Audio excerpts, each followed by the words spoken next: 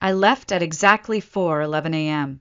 The streets were still wet from last night's rain, and the neighborhood was asleep, just like they had been for the past 22 years of my life. I didn't slam the door.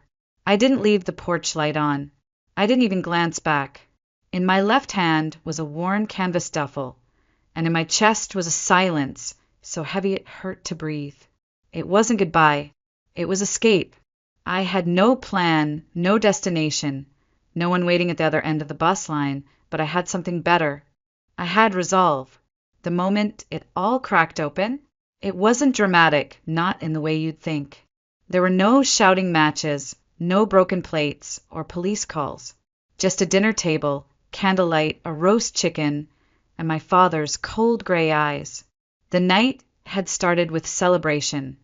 Miles had graduated. Our family's golden boy. The one who barely passed freshman year, but still got standing ovations at home. Mom had made her special mashed potatoes.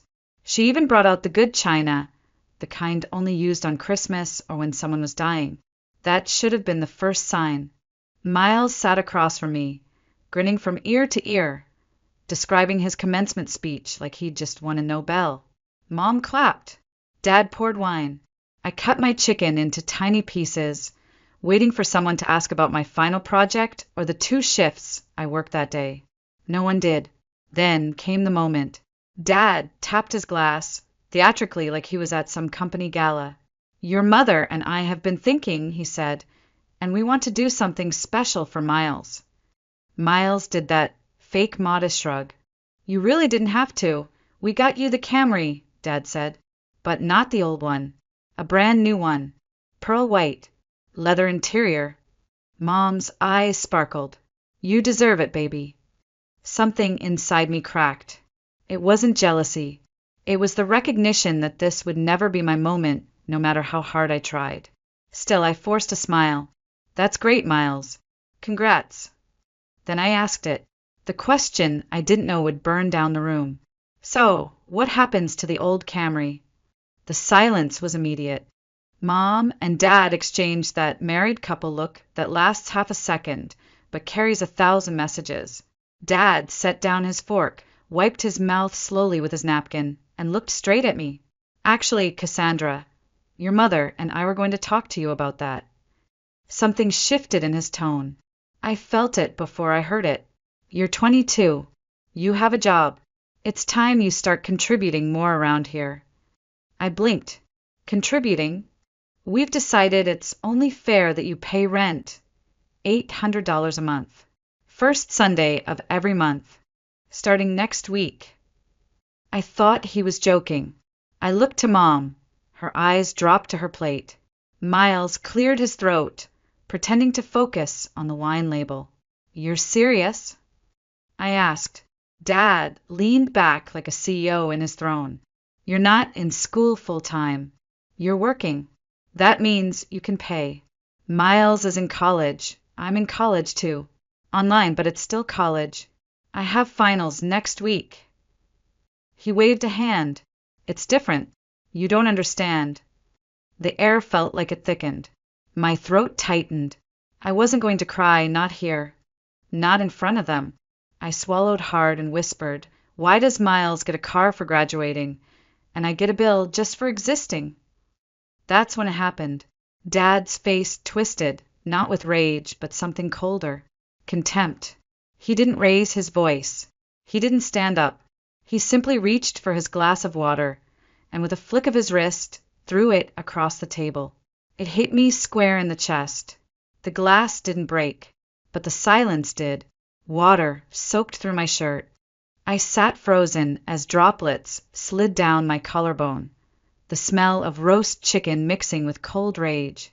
Mom gasped. Miles looked away. And Dad picked up his wine, took a sip, and said, "Don't speak to me like that at my table." I didn't respond. I stood up slowly, grabbed my napkin, wiped my face, and began collecting plates like I always did after dinner. Not a word, not a scream, just a calm efficiency that scared even me, because I already knew. This wasn't my home anymore. It never had been. And I wasn't going to stay another night pretending that it was. The next morning, no one mentioned the water. Not Dad, not Mom, not Miles. It was as if the glass had never left his hand, as if the liquid hadn't clung to my skin and sunk into my spine like ice. Instead, breakfast was buttered toast and silence. Dad read the paper. Mom asked Miles if he wanted eggs. I poured my own coffee quietly and stared at the bubbling black surface like it might give me the answers I needed. This wasn't new. It had always been like this in the Doyle household. Smooth on the surface, jagged underneath. What mattered wasn't truth or fairness or even love. It was appearance, control. And the way they kept that control was by pretending nothing was ever wrong. If someone cried, they were too sensitive. If someone questioned, they were ungrateful. If someone got hurt, they must have deserved it somehow. Growing up, I learned the rules quickly. Rule 1, never embarrass the family in public. Rule 2, Miles is the future, you're the fallback. Rule 3, do what you're told, and maybe, just maybe, you'll be left alone. I was never abused, not in the way people define it. No bruises, no belts, but I was constantly made to feel small, inconvenient, like an obligation they didn't ask for, but got stuck with anyway. I remember being 10 and hearing Mom tell Aunt Karen on the phone, Miles is our bright one. Cassandra's quiet. She likes to read. She's easy. Like I was a houseplant, low maintenance, barely alive. By high school, the pattern had set in deep. Miles wrecked Dad's Lexus one summer, taking it out without permission and crashing it into a stop sign. Dad didn't yell. He laughed. Boys will be boys. When I forgot to pick up the dry cleaning once because I had the flu, I got grounded for a week and had my phone taken away. I learned not to expect fairness. I learned to keep my head down and aim low. That's when I started working. First at a bookstore, then waiting tables, sometimes both in the same day. I saved every dollar I could. I took online classes at night. I started a handmade jewelry business on Etsy, slowly building a small but loyal customer base. My little victories, the ones no one clapped for. Once, at dinner, I tried to share a win. I had reached 1,000 followers on Instagram and gotten featured in a local artisan blog. Before I could finish my sentence, Miles announced he had been invited to shadow a regional manager at his internship. The conversation spun away from me instantly. Dad nodded, proud. Mom clapped. I went back to my green beans. They didn't mean to erase me. Not actively. But erasure doesn't always come from malice. Sometimes it comes from the way people never see you in the first place. Dad loved to talk about investments. Everything was an investment to him. Real estate, stocks, even Miles. I'm not just giving him a degree, he'd say. I'm building a legacy. But I wasn't a legacy. I was a budget line. When I asked for help covering a textbook one semester, Dad told me, that's what your part-time job is for. When I offered to pay the phone bill once, he looked surprised. You actually have money for that, he said like it was a joke. Even Mom, who should have known better, played along. She decorated the fridge with Miles' honor roll certificates and internship offers. My GPA, which had quietly stayed at a 3.9 despite everything, was never mentioned. Once, when a neighbor asked what I was up to, she smiled and said, Cassandra's still figuring things out. Still figuring things out. As if working 60 hours a week, running a small business, and studying at night was the same as floating through life aimlessly. As if effort without applause didn't count. But the truth is, I had been preparing for escape longer than I realized.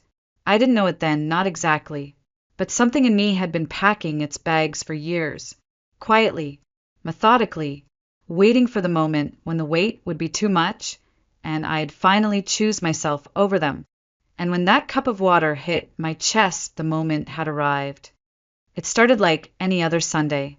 Roast in the oven, Miles on the couch bragging about something minor as if he'd just saved a village, and Mom humming while folding the cloth napkins. The only thing that felt different, eerily different, was the china. The good china. The one with the navy and gold rim that hadn't seen daylight since Grandma Margaret's last Christmas.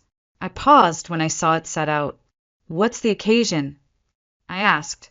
Mom didn't look up. Oh, it's nothing, she said lightly. Just thought we'd do something nice for Miles. He's our graduate. My fingers brushed the edge of the porcelain plate, and a cold coil twisted in my stomach.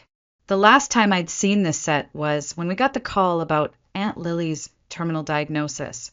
The china didn't come out for birthdays or anniversaries, only when something was about to shift. Dinner itself was a performance, as always. Miles sat at Dad's right hand, animated and glowing, telling stories from his last semester like he'd just come back from war. He laughed at his own jokes, and Mom followed suit like a trained echo. I knew this part of the play well. My role was simple. Listen, smile, nod at the right moments, and don't take up space. But that night I couldn't sit still. Every laugh from Miles sounded louder than it should. Every clink of silverware on porcelain set my teeth on edge. I kept waiting for someone to notice how I'd worked through the flu last week, how my hands were still sore from stringing bracelets until 2 a.m., how I had silently covered the internet bill again because Mom forgot. Again, they didn't notice. And then Dad set down his wine glass with a little thud, his voice dipping into that dramatic, boardroom tone he loved to use. Your mother and I have been talking, he began, lifting his chin like an MC. And we've decided we want to do something special for Miles. Miles leaned back, clearly expecting the crown and scepter. Ah, you guys didn't have to. We got you the Camry, Dad said. The new one. Pearl white. Leather interior. The works. Mom clasped her hands together like she was watching a marriage proposal. You earned it, sweetheart. My fork slipped. The clang of metal on china made everyone glance my way, briefly. I picked it up slowly, trying not to tremble. Wow, I said, my voice hollow. That's really great. Congratulations, Miles. Miles smirked and made some half-grateful noise, but my eyes were on Dad. I wasn't angry yet. I wasn't even surprised, but I needed to know the full shape of the injustice. So, what happens to the old Camry? I asked, calm, curious. There was that look again, Dad and Mom trading silent messages in a half-beat of eye contact. Dad's tone hardened. Actually, Cassandra, we've been meaning to talk to you. I nodded. Okay, about what? You're 22. You work. You live here without contributing much. It's time to step up. Step up, I repeated slowly. We're going to start charging you rent, he said. $800 a month. First payments due next Sunday. I blinked. 800. That's more than fair, Dad added, considering the space and utilities. Miles said nothing. Not a word. Mom folded her napkin with laser focus, as if the creases mattered more than my reaction. I tried to keep my voice steady. Miles lived here till this year. He never paid rent. He was in college. I'm in college. Online courses don't count. My breath caught. The logic was nonsense, twisted into some grotesque version of fairness. So I work, I study, I pay my own expenses, and now I get charged for existing under the same roof. Dad leaned back like a man sealing a deal. That's how adulthood works, Cassandra. I didn't yell. I didn't cry. I didn't storm away.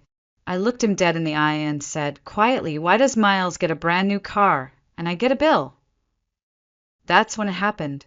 The flick of his wrist, the arch of cold water, the silence that followed, his wine glass in one hand, the now empty water glass in the other. My shirt soaked, my dignity shattered but intact. And Mom said nothing. Miles said nothing. I stood there dripping, and I knew. I was done playing my part in this family's theater of denial. That night I didn't sleep, not even a little. I lay in bed staring at the pale pink ceiling, painted when I was 7, never changed because why bother? The room didn't belong to me. It never had. Most of the furniture was hand-me-downs from cousins who'd outgrown them, the walls decorated with pictures I never chose. Even my closet smelled faintly of someone else's life. Outside my window, the world was still. The street lamp buzzed. A cat cried somewhere in the distance. And in my mind, the water hit me over and over again, the shock, the cold, the silence that followed. I kept replaying it, not because it hurt, but because it clarified everything. This house was never home. It was a cage built with fine china and invisible expectations. By 2 a.m., I'd made a decision. I wasn't going to yell. I wasn't going to throw anything or deliver some dramatic speech. That would give them something to hold against me. No, I would do what I'd always done, move quietly unnoticed. But this time it wouldn't be surrender. It would be strategy. I got out of bed and made a list. Not on paper, just in my mind. What I needed, what I could carry, what I absolutely had to take with me if I never came back. My laptop. It had my business files, my order history, and everything I'd built on my own. My grandmother's jewelry box, tucked behind the bookshelf, with the initials MED carved into the wood. A bundle of letters she'd written me that I wasn't supposed to have. One's mom had said were lost after Margaret went into assisted living. And finally, the 3 leather-bound journals I'd found in a crate in the attic the year she passed. I hadn't read them fully, but I knew they mattered. They were filled with newspaper clippings, receipts, handwritten notes and margins, even legal forms. No one else in the family knew I had them. And for once, I was glad I'd disobeyed Dad when he said to throw the box away. I started packing the next day. Slowly, carefully, just one item at a time into a large canvas duffel I slid under my bed. A few changes of clothes, comfortable shoes, important documents, no trace of emotion, no mess. I still went to work at the bookstore that afternoon, smiled at customers, gave a recommendation for a mystery novel, then clocked out and went straight to the diner for my night shift. No one suspected anything. I was the same Cassandra they'd always known. Quiet, reliable, responsible. And that's exactly how I wanted it. Over dinner that evening, Dad made another comment about how kids these days have no grit. I nodded politely. Miles talked about job interviews. I passed him the salt. Mom asked if I could help her organize receipts for tax season. I smiled and said, of course. The performance continued, flawless as always, but underneath it I was already gone. On Thursday, I wrote the letter. I didn't cry while writing it. I didn't even pause. I started with the date, then the salutation. To the Doyle family. And then I wrote everything. Not in anger. Not in pleading. Like a ledger. An audit.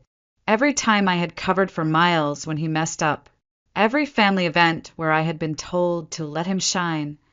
Every dollar I'd spent on groceries when the fridge was empty. Every job I worked while being told I wasn't trying hard enough. Every time my name had been left out of stories told at parties. And at the bottom, a line in bold, deliberate handwriting. You won't find me unless I want to be found. I didn't sign it. I didn't need to. That letter wasn't a goodbye. It was an invoice. And the debt was long overdue. Saturday night passed in a blur. I couldn't eat. I pushed my food around while Dad droned on about rising mortgage rates like it was breaking news.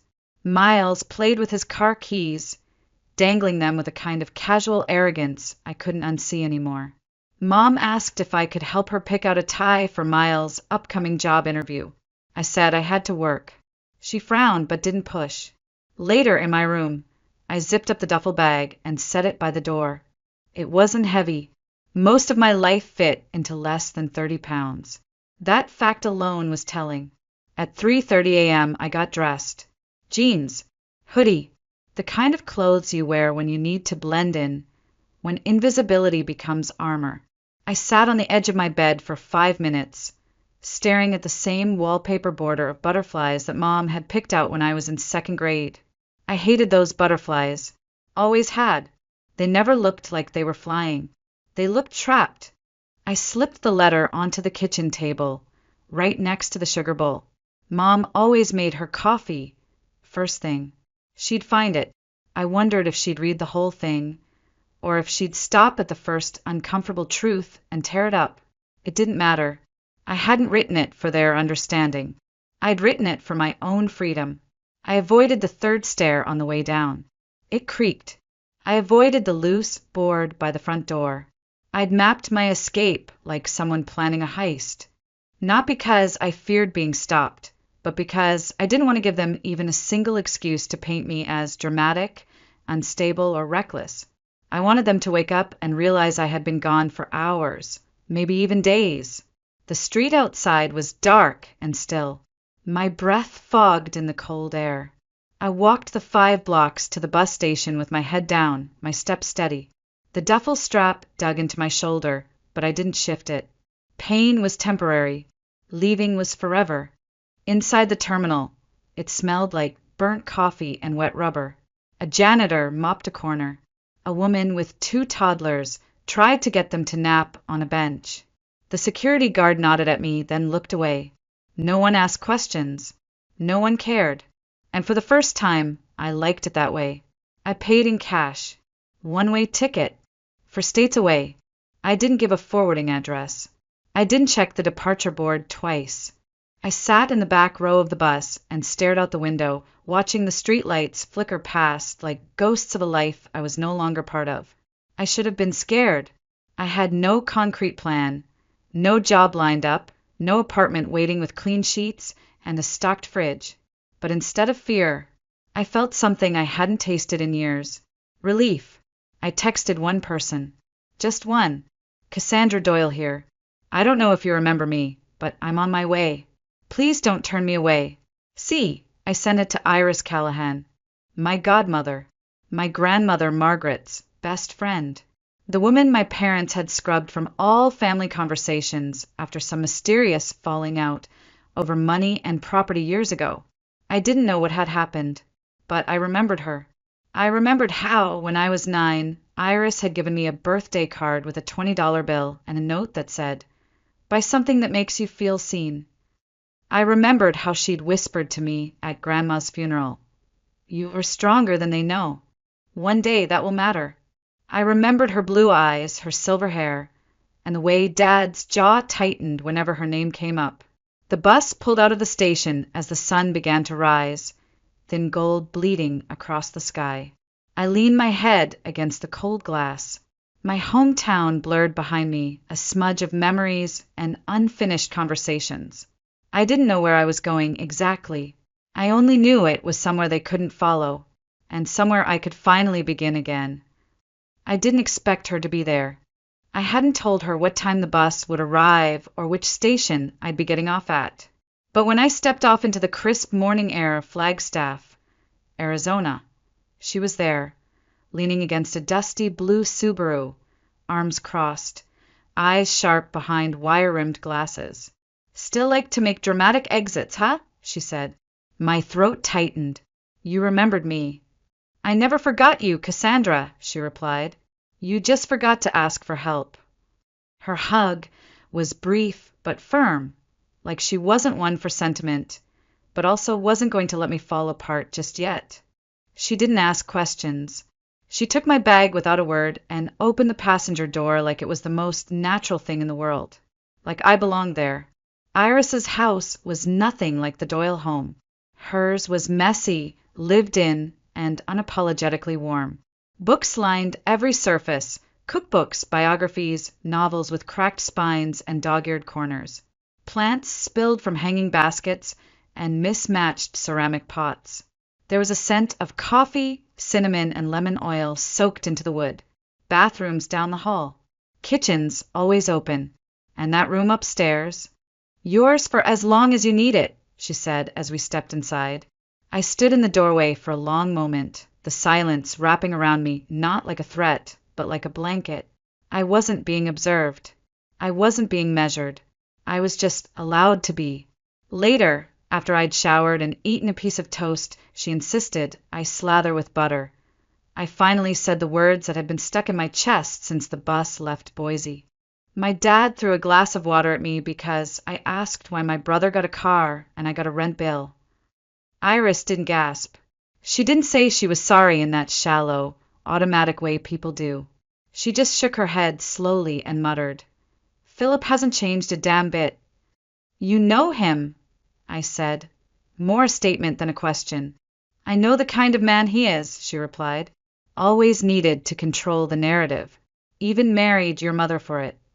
I blinked. What? He never loved her. Not in the way real love works. He loved what she represented. The Doyle name. The family assets. Your grandmother's connections. Marrying Lorraine was a business move. I sat back, letting her words settle like dust in the air.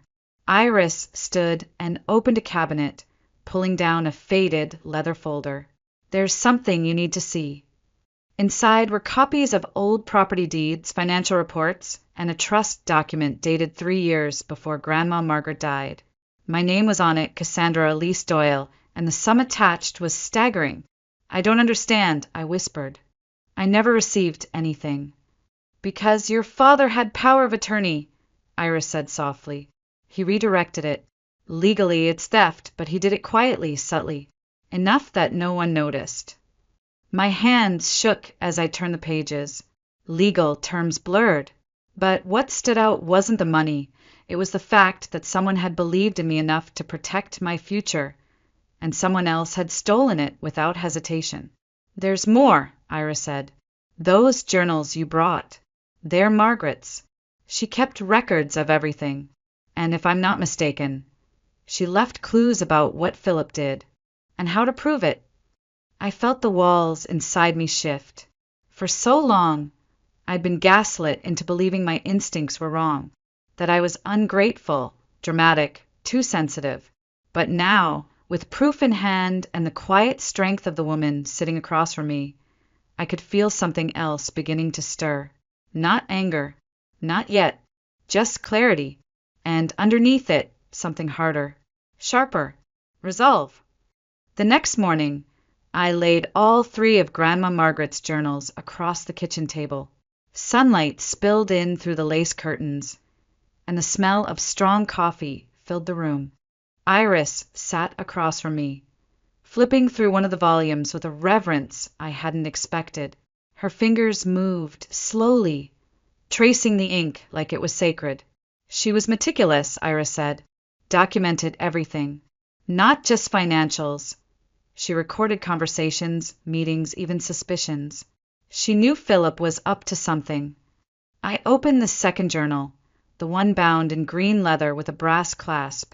Inside were handwritten pages, her tidy, looping script filling every line. Between entries, she'd slipped newspaper clippings, court notices, even a photocopy of a signature that looked familiar. I leaned closer. This is my name. Iris nodded. Look at the loops. The pressure. The way the D is off-center. That's not your handwriting, Cassandra. It's a forgery. I stared at the page, heat rising in my chest. It was an enrollment transfer document authorizing the reallocation of education savings from my account to Miles Doyle. I pushed the chair back and stood up. He knew. He had to know. Iris didn't argue. She just said, which means we need a lawyer. Not just for emotional closure, but to build a case. That afternoon, we drove across town to a small law office nestled between a florist and a used bookstore. The brass plate outside read, Grant Whitmore, J.D. Family and Financial Law. Grant was in his early 40s with a calm, focused energy and eyes that missed nothing. He didn't try to soften his words, but he didn't weaponize them either. After I explained what we'd found, he leaned back in his chair and steepled his fingers.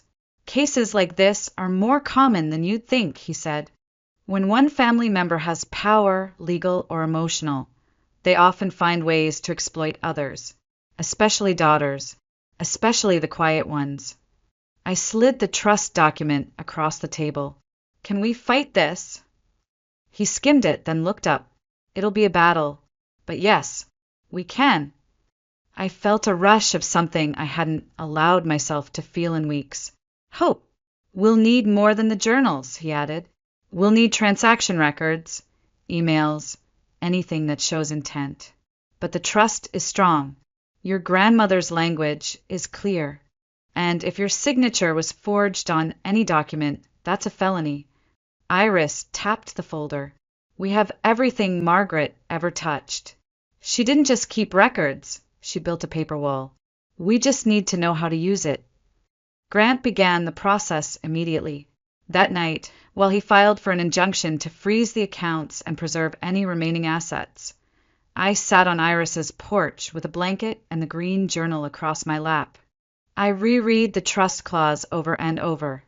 This fund shall be made available to Cassandra Elise Doyle upon her 21st birthday, without condition or oversight, to ensure her independence and self-determination.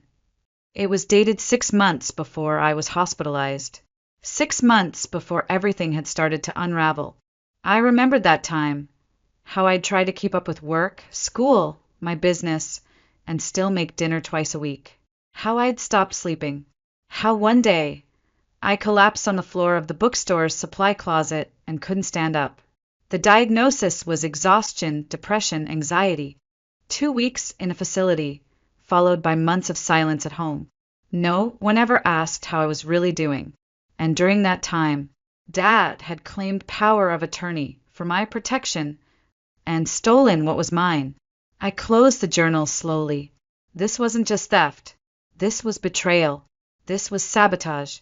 And now, I wasn't the one quietly suffering in a pink-painted room anymore. I had records. I had witnesses. I had a lawyer. And I had the truth. 3 days after Grant filed the injunction, the first crack in the Doyle family facade became visible to the public. Miles was arrested for DUI. I saw the news the way most people do, through a screen. Iris slid her phone across the table while we ate breakfast. The headline read, "Local graduate arrested for DUI faces property damage charges after driving into hardware storefront." Below it, a mugshot I almost didn't recognize. He looked smaller, dazed. No golden boy grin, just red-rimmed eyes and a vacant expression. "Looks like the foundation's starting to crumble," Iris murmured, sipping her tea. I didn't speak. I just stared at the image, remembering the boy who used to build blanket forts with me, and the man who sat silent while our father demanded I pay to live in my own childhood home. Later that day, I received a message from an unfamiliar account on one of my old social media profiles. The name was Tessa Briggs. I didn't know her. Not really. But her message made my pulse spike. "Hi, this is going to sound strange. I used to date your brother. I heard what's happening. And I think there are some things you should know. Can we meet? I have proof." We arranged to meet at a coffee shop 2 towns over. Neutral ground. Tessa arrived first, already seated with a latte and a phone clutched in both hands like a lifeline. She was petite, with tired eyes and a nervous energy that reminded me of a bird ready to flee. "Thank you for coming," she said. "I know this is weird." "I've had weirder weeks," I replied. She offered a tight smile. So, I dated Miles for about 6 months. Toward the end, he started drinking more, acting erratic. I thought it was just stress, but sometimes when he drank, he'd talk too much. I waited. One night, he said something about how your dad made him sign papers he didn't understand. That it had to do with college money that was supposed to be yours. My stomach twisted. Did he say it outright? Tessa hesitated, then pulled out her phone. I started recording some of our conversations. He had a way of turning things around on me, and I wanted to protect myself. "There's one clip I think you need to hear." She pressed play. Miles's voice came through, slurred but clear. "Dad says family money should go to the family's best investment. He said Cassandra wouldn't know what to do with it anyway. But she works so hard, Tess. She works harder than I ever have. Sometimes I think about telling her the truth, but Dad would lose it. He says it's all handled now, that it's better this way." I didn't realize I was holding my breath until the recording ended. He knew, I whispered. "He's known all along." Tessa nodded slowly. "I'm sorry. I didn't know how to reach you. But when I saw what happened, I figured you deserved to hear it." I copied the file to my phone. "Thank you. You've helped more than you know." Before I left, she added, "For what it's worth, I think he cares about you. He's just weak." And your dad? He's dangerous, Cassandra. The kind of man who convinces everyone they're the problem except him. As I drove back to Iris's house, the recording replayed in my mind. I thought about the boy I'd once trusted with my secrets, the brother I had defended, the man who had stayed silent while my future was handed to him on a silver platter. And still, part of me didn't want revenge. I wanted accountability. I wanted truth. And now I had evidence. Real, undeniable proof that the Golden Son wasn't just a passive recipient of our father's manipulation. He had been complicit, maybe not for malice. But silence, too, is a kind of violence, and I was done being its victim. The following Monday, Grant filed a formal complaint for trust fraud and financial abuse with the state probate court. By Tuesday, the court had approved our emergency motion to freeze all remaining assets tied to my grandmother's estate.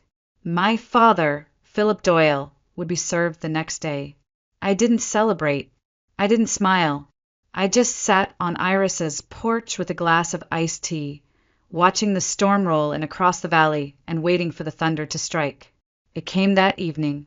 First, a voicemail from my mother, her voice thin, brittle, as if she'd aged 20 years in 2 minutes. Cassandra, please call us. We're worried. I don't know what's happening, but whatever this is, we can talk about it, can't we? Please just talk to me. Then a text from Dad. Short. Cold. End this now. You're embarrassing the family. Come home, and we'll forget this ever happened. I didn't reply. And finally Miles. His message was longer, Messier. Less rehearsed. Viv, what did you say in that letter? Dad's furious. Mom's crying every day. Just tell me what's going on. Please. The irony made my throat tighten. Now they wanted answers. Now they wanted my voice. After all those years of silence, my refusal to play along was suddenly too loud for them to ignore. But it was too late. That week, Grant began pulling records. Transaction histories, bank logs, paper trails Dad had probably thought were buried deep enough never to resurface. But Margaret Doyle hadn't just written with elegance, she filed with precision. Every transfer, every signature, every date had been catalogued. The more we uncovered, the worse it became. My grandmother had intended for me to inherit not just the trust fund, but partial ownership of a commercial property in downtown Boise, something my parents had sold a year after her death. The sale had been pushed through using a forged authorization document with my forged signature. This isn't just unethical, Grant told me as he spread the evidence across his desk. It's criminal. He sent a cease and desist letter to my father that same afternoon. The response came in a form I didn't expect. Rowan Miles was arrested again, this time for drunk driving, and crashing through the front window of Morrison's Hardware, the same hardware store that had been owned by the Doyle family before the mysterious restructuring. Iris showed me the news article. I stared at his mugshot again. This time he looked hollow, shattered, like someone who had finally realized the house of cards he'd been propped up in was collapsing around him. He's unraveling, Iris said. Your father's losing control of him. I was the pressure valve, I murmured. They used me to absorb everything, and now that I'm gone, the system's breaking. Let it break, she said. You don't owe them your silence anymore. But part of me still needed to know.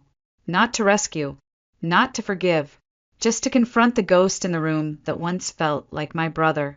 So when the jail called, informing me that Miles had listed me as his emergency contact, I didn't hang up. I listened, and then I agreed to see him. That night, I sat in a cold plastic chair in a fluorescent-lit visitation room, staring through a pane of glass at the boy who used to hand me gummy worms during road trips, and the man who had signed away my future with a pen he didn't understand. His orange jumpsuit was too big. His face was pale. His hands trembled. Viv, he said softly. Thank God. I didn't answer. I waited. They won't come, he continued. Dad said, I made my bed, so now I can lie in it. Mom, she wanted to, but he wouldn't let her. I watched him squirm under my silence. Then I asked, "Did you know?" He looked down. His voice broke. "Yeah, I knew." My throat tightened. I pressed my hand flat on the glass, not for comfort, but to show him something very clear, that I was real, that I wasn't going away, and that this conversation would be the first one where I finally got to ask the questions and he'd have to answer them.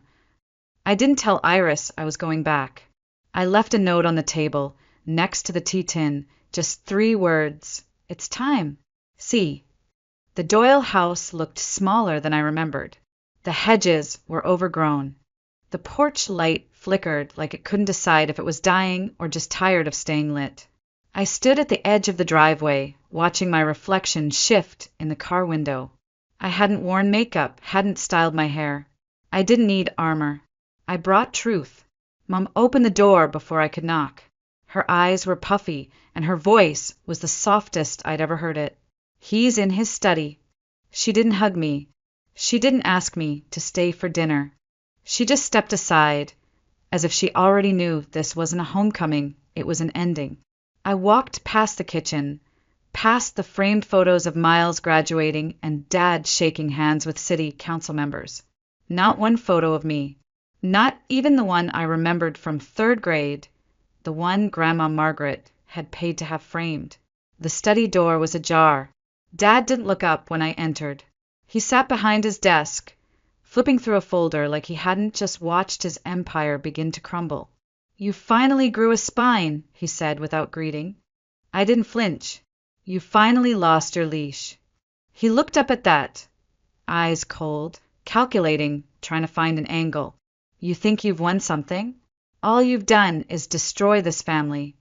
"I didn't destroy anything," I said calmly. "I just stopped playing along." "You always had a problem with authority." "No," I corrected. "I had a problem with liars." His hand twitched. "This little stunt, lawyers, court orders, frozen accounts. You think it makes you powerful?" "No, but it makes me free." There was a silence then, heavy, almost sacred. Then he said it, his voice low and bitter. "You were never meant to inherit that money. Margaret may have written your name, but she didn't understand what it meant. You would have wasted it." "She understood more than you ever did," I said. "She knew exactly who I was, and who you were." I pulled the manila envelope from my bag and laid it on the desk. Inside were photocopies of the journals, the forged signature documents, the trust declaration, and, most damning of all, the audio clip from Miles. Dad stared at it like it was a snake coiled on his mahogany desk. "I'm giving you a choice," I said. "You can cooperate with the court, admit to the forgery, return whatever's left, or I take this to the district attorney and let the charges fall where they may." "You wouldn't dare." I leaned forward, voice steady. "Try me." He stood abruptly, knocking his chair back. For a moment, I thought he might throw something again. Maybe another glass. Maybe worse. But all he did was grip the edge of the desk like it was the only thing keeping him upright. "You're not my daughter anymore," he spat. And for the first time in my life, that didn't hurt. "I know," I said. "You made that clear the day you chose Miles' convenience over my future. The day you threw water at me for asking why I deserved less." He didn't reply. I turned to leave. At the door, I paused. "By the way," I said without turning around, "I'm changing my last name." A pause. "To what?" I smiled. "To Doyle, the way Grandma meant it." The trial didn't drag on. Once Grant submitted the evidence, especially the forged documents and the audio confession, Philip's legal team realized fighting would only deepen the damage. Within a month, we had a settlement agreement. It wasn't just about the money. It was about acknowledgement. Philip Doyle signed a public affidavit admitting to mismanagement of funds, breach of fiduciary duty, and falsification of legal records tied to my grandmother's estate.